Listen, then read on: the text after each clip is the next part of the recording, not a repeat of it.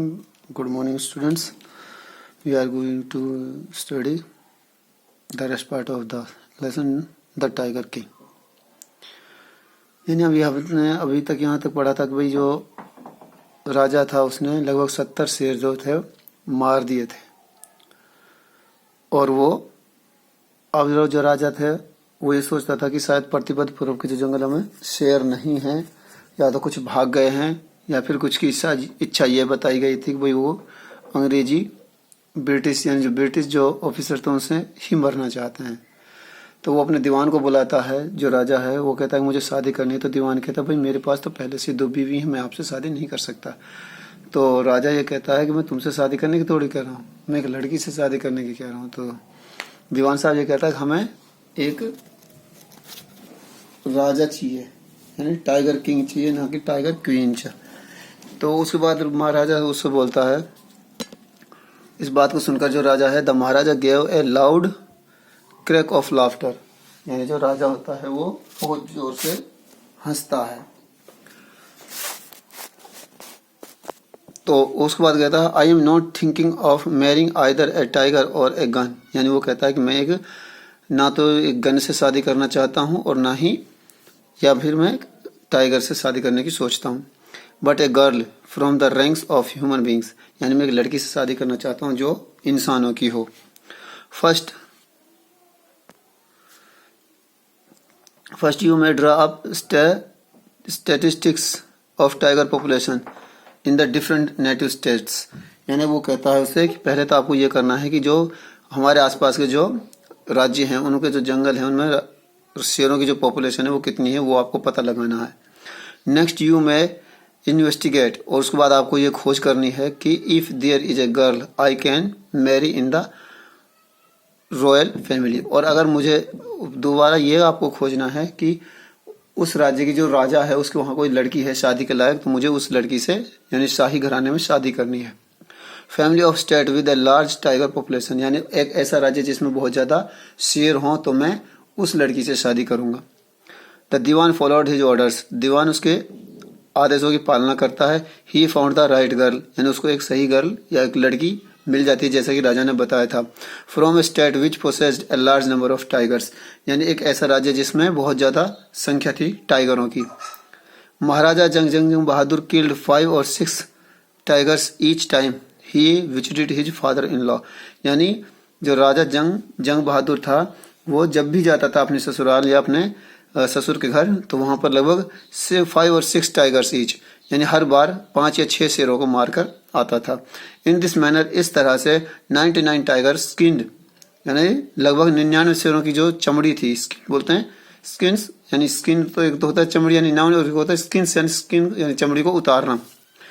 अडोर्न कहते हैं सजाने को, यानी संवारना, यानी जैसे दीवार पर लगा देते हैं ना, फिर जैसे काफी फिल्मों में दिखाते थे बड़ी बड़ी हवेलियों में शेरों के हिरनियों के जो सर लटके हुए होते हैं, उनकी खाल लटकी हुई होती है, चमड़ी लटकी हुई होती है, इस तरह से। तो राजा के महल में लगभग 99 शेरों की जो खाल थी, चमड़ी थी, वो सजा दी गई। The walls of the reception, यानी जहां पर लोगों का जैसे जमावड़ा लगता था या फिर जहां पर सभा होती थी, तो वहां पर चारों तरफ शेरों की खालें सजा दी गई। हाल इन द प्रतिबद्धपुरम पैलेस, यानी प्रतिबद्धपुरम का जो पैलेस था उसमें उनको सबको अडॉर्न कर दिया, यानी सजा दिया। उसके बाद the Maharaja anxiety reach a fever pitch when there remained just 1 tiger to achieve his tally of 100, यानी जो राजा था उसको हमेशा यही बात सताती थी, एनेक्सिटी बोलते हैं जैसे, उसकी जो उत्सुकता थी वो चरम सीमा पर पहुंच गई। किसके बारे में? देयर रिमेनिंग जस्ट 1 टाइगर, यानी जो बचा हुआ एक शेर था उसके बारे में। To achieve his tally of 100, यानी जो 100 की जो संख्या थी उसको पूरा करने में राजा को सिर्फ एक शेर की जरूरत पड़ रही थी। He had this one thought during the day and the same dream at night, यानी जो राजा को अब उसी बात का ख्वाब या उसी बात में सारे दिन उसी के शेर के बारे में सोचता था कि भाई वो कब आए, कब मुझे ऐसा मौका मिले, कब मैं उसको मारूं, और रात को भी सपना उसी का दिखाई देता था। By this time, उस समय the tiger farm had run dry even in his father in law's kingdom, यानी ऐसा लगता था उस समय तक जो उसका जो फादर इन लॉ था, ससुर था, उसका राज्य भी था, उसमें भी शेरों का अकाल पड़ गया। It became impossible to locate tigers anywhere, यानी ऐसा लगता था कि मानो अब असंभव है किसी भी टाइगर का इधर उधर पता लगाना, यानी लोकेट कहते हैं उसको सही जगह का पता लगाना। Yet only one more was needed, सिर्फ हमको एक शेर की जरूरत थी। If he could kill just that one single बीट्स, यानी ओनली एक सिंगल अकेला जंगली जानवर चाहिए था अपने 100 के आंकड़े को पूरा करने के लिए। The Maharaja would have no fears left, यानी अब जो महाराजा था उसके जो डर में मन में जो डर था वो कुछ भी नहीं बचा था। ही could give up tiger hunting altogether, यानी अब वो कहता था कि मेरे मन से जो शेरों को जो शिकार का जो भूत है वो सब खत्म हो गया। यानी he could give up tiger hunting altogether, यानी उसको भूल चुका था। But he had to be extremely careful with that last tiger, यानी परंतु वो फिर भी वो उस 100वें शेर से बहुत ही ज्यादा केयरफुल रहता था। What had the late astrologer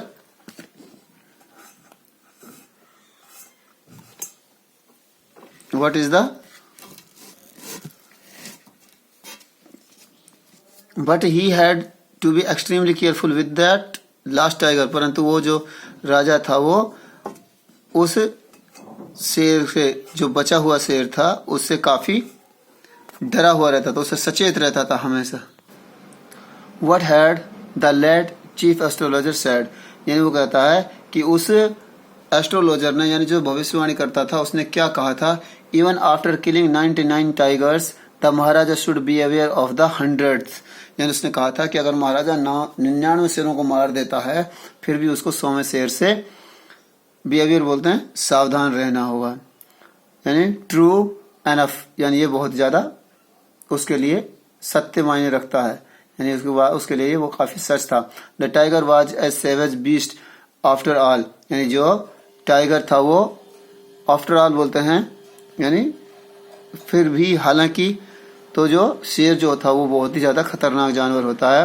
one had to be wary of it, यानी उसके बारे में हमेशा सभी का यही ख्याल होता है या फिर सबका यही मत होता है कि वो वास्तव में कभी भी हमला कर सकता है या फिर कभी भी पलटवार पर आ सकता है।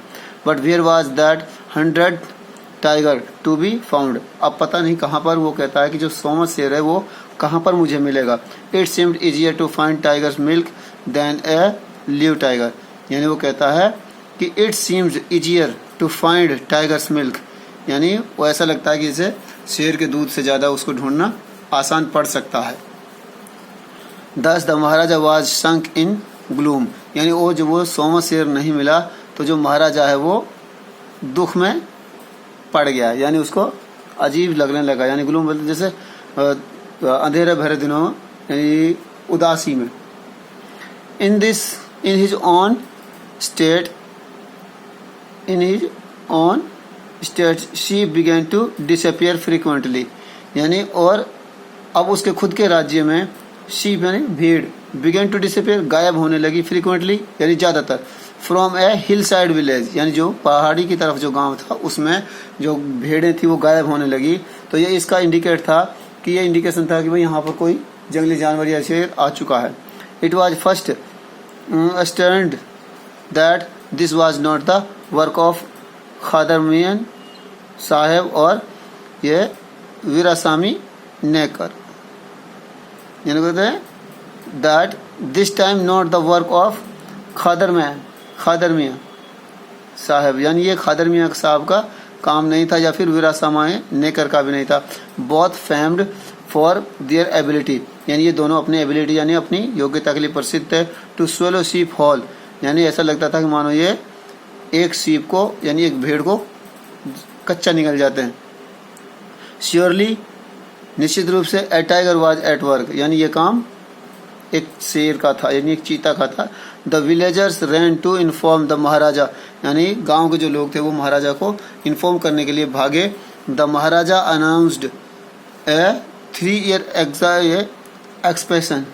exemption from all taxes for that village and set out on the hunt at once, यानी the Maharaja announce A 3 year exemption from all taxes, यानी ऐसा लगता था कि मानो ने राजा ने उस खबर को सुनकर लोगों पर लगभग 3 साल का जो टैक्स था या फिर उस पर जो कर्ज था वो सारा माफ कर दिया। यानी उस एक शिकार के लिए। The tiger was not easily found, यानी जो शेर था वो आसानी से नहीं मिला। It seemed as if it had यानी want only hid itself in order to flout the Maharaja's will, यानी ऐसा लगता था कि मानो जो शेर है वो आसानी से नहीं मिलना चाहता था और वो यही चाहता था कि जो महाराजा से मैं आंख में चोली खेल लूं। यानी if it had want only hid itself in order to flout the Maharaja, यानी ऐसा लगता था कि ये माना महाराजा से फ्लॉट यानी उसे चालाकी कर रहा था।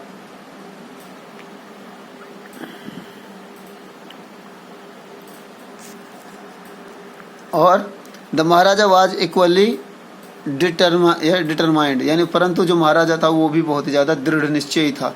He refuse to leave the forest until the tiger was found, यानी उसने भी यही कहा था कि महाराजा भी बहुत ही ज्यादा जिद्दी था, डिटरमाइंड दृढ़ निश्चयी था। उसने भी ये फैसला किया कि जब तक मुझे वो शेर नहीं मिलेगा मैं जंगल नहीं छोड़ूंगा।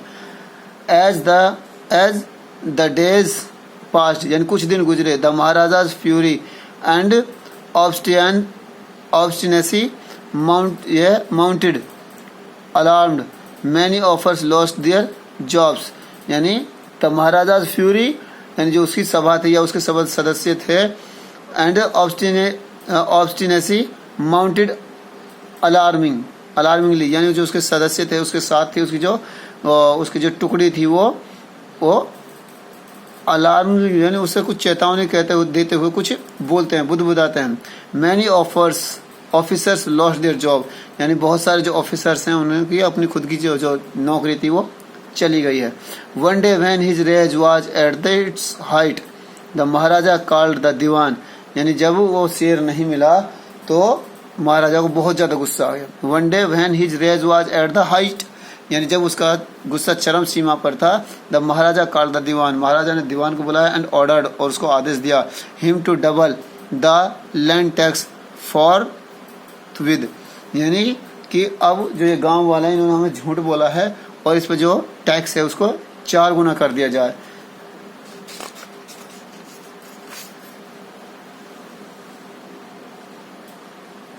Then as commanded by the king, यानी जैसे कि राजा ने आदेश दिया था, the dead tiger was taken in